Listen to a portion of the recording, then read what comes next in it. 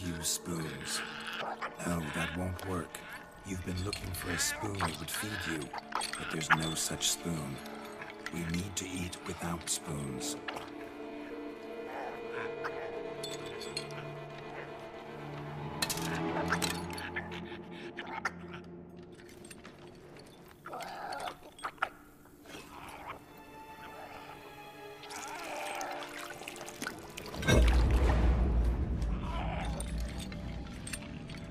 Open your eyes. You need to see your likeness.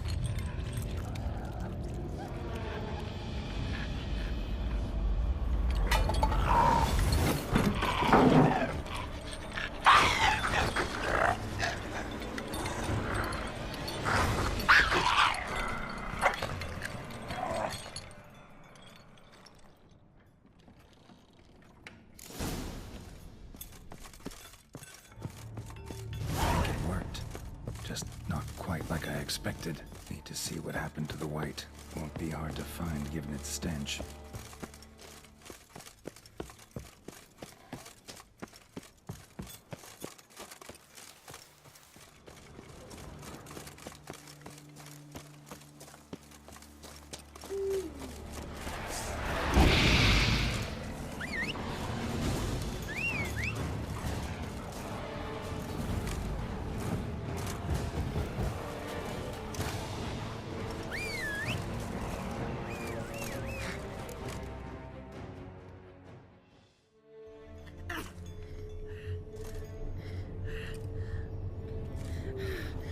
Easy. Not gonna hurt you.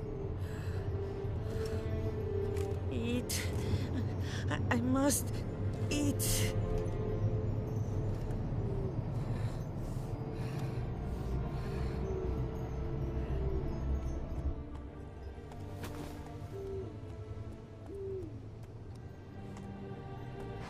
I'll take you someplace safe.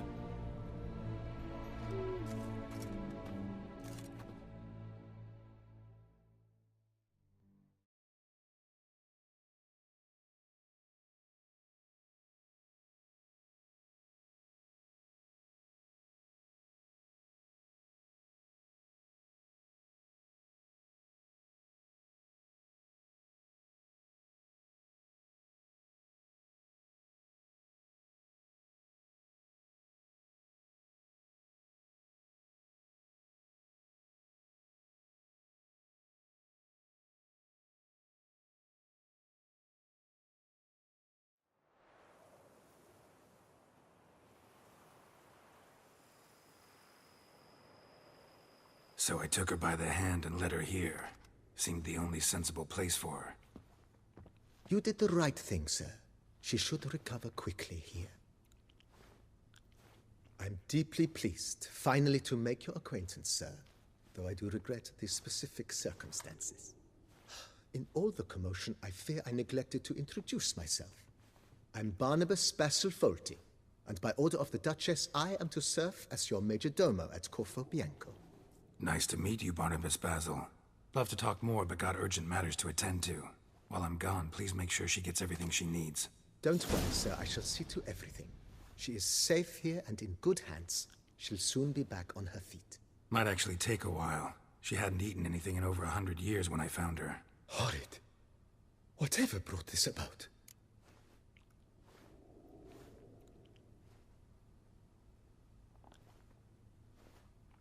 Told me her story on the way here. Her name's Marlena. She was once the very beautiful and proud heiress to the Trastamara estate. One evening, when she was holding a banquet for friends, a beggar came to her gate seeking alms. He had a bowl and a spoon with him. He sat outside her fence and waited. I've heard of the custom. An ancient rite of hospitality that obliges one to give food and drink to such a guest lest he depart hungry. To neglect the custom is to bring great misfortune down upon oneself. Marlena didn't care a whit for the old customs. She drove the man off, saying she'd rather feed the leftovers from her feast to her dogs than to give the beggar anything. The beggar then broke his spoon, cast a curse. She was beautiful, so he said she'd never wish to look at herself in the mirror again. Since she adored feasts, he swore no one would ever wish to sit and dine with her. And as she even refused him the crumbs from her table, he swore she'd never find a spoon in the world that would sate her hunger. A harsh punishment. I imagine lifting the curse was hardly simple.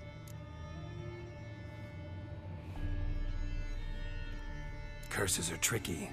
They play on irony. Always gotta figure out what the catch is.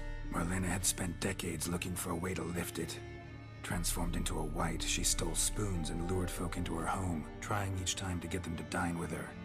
Didn't work. So what did? Someone had to sit down and share a meal with her, of their own free will.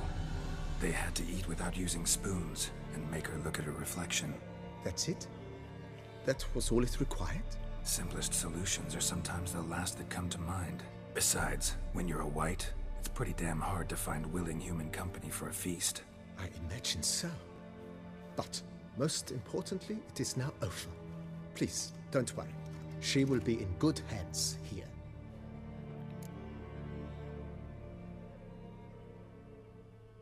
Vineyard comes across as a place with a rich history.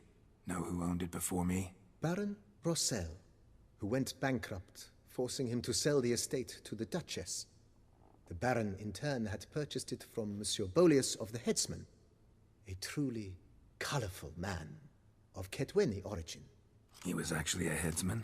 No, not him, but his great-great-great-great-grandfather. Indeed.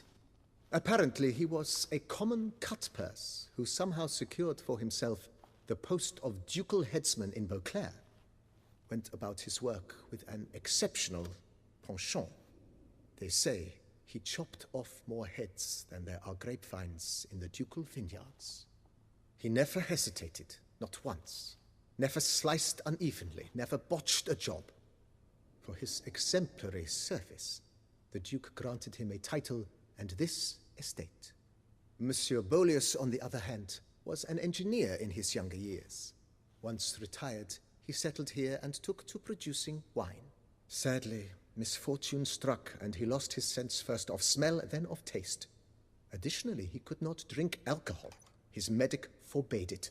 Shame that. He gave up making wine? Not at all. He made even more of it.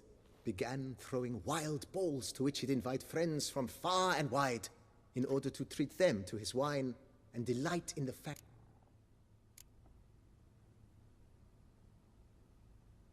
Mind giving me a little tour de Corvo? Not in the least. Follow me, please. I think...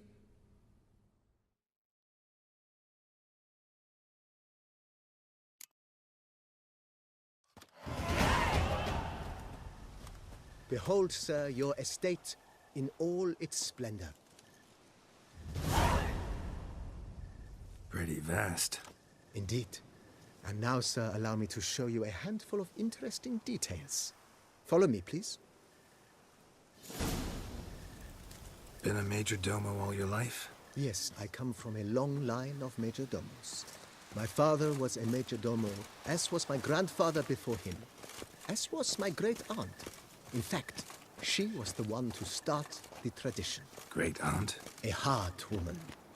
It is said that already as a child, she knew where she was going and went there. When she arrived in Beauclair, she signed on as a chambermaid at one of the vineyards, then slowly worked her way up to Major Domo.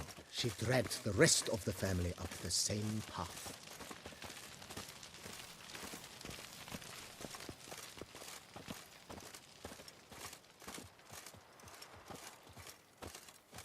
The servants' quarters. I occupy the green home.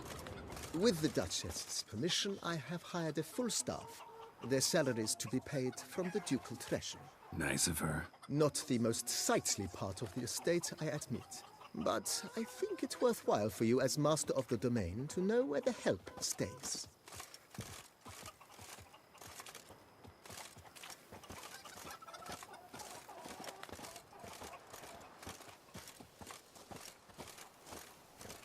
Baron Rossel ordered the vines in this part of the estate uprooted and olive groves planted in their place. They look beautiful, especially come spring. Don't look at all bad now, either.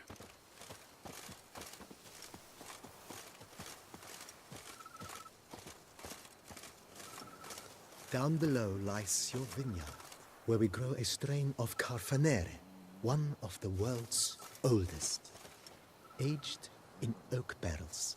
It provides for an exquisite wine with distinct blackberry, wild cherry, plum, and cinnamon notes.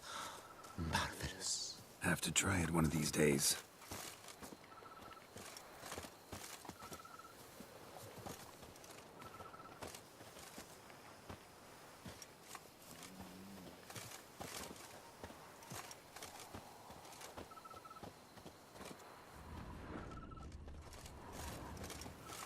Nice well.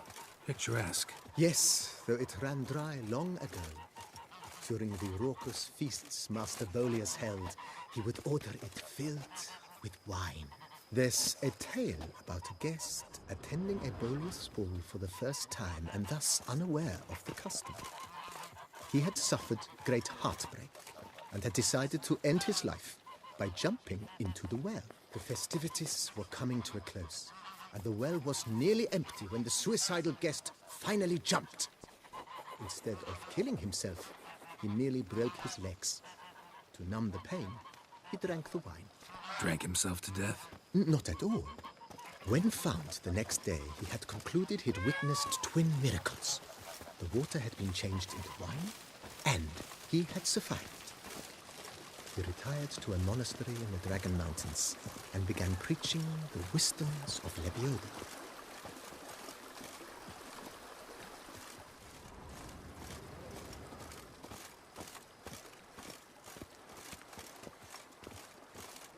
Follow me, please. Monsieur Bolius' wife Nina kept a garden here. A supremely lovely place it was. Bit neglected now. I agree. Yet nothing stands in the way of restoring it to its former glory, and once again planting it with herbs and other vegetation.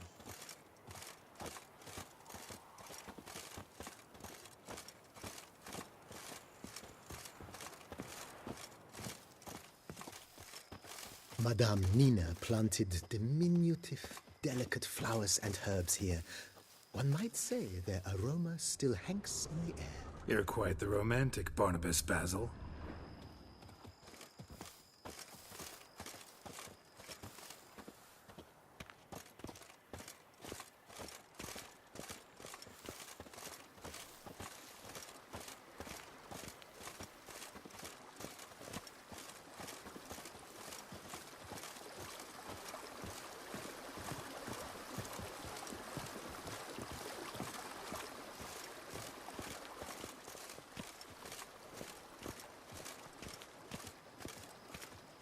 This served as an additional wine cellar in years of plentiful harvests. Bit of work and it'll make a fine stable for Roach.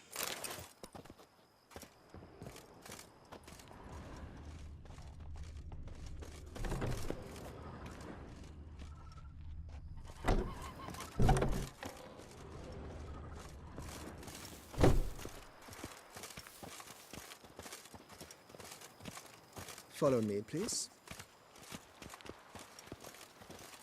The cellars, voila. During Monsieur Bolis's time, wine was kept here, but Baron Rossel used it to store olive oil as well.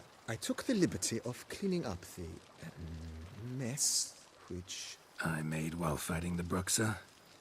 Thanks, Barnabas Basil. Appreciate it.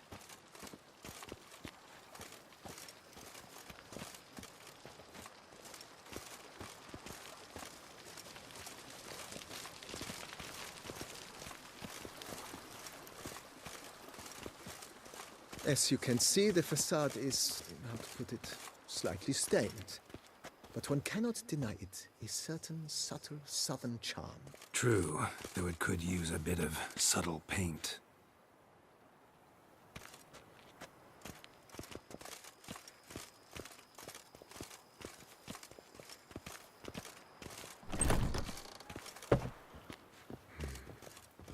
And welcome inside.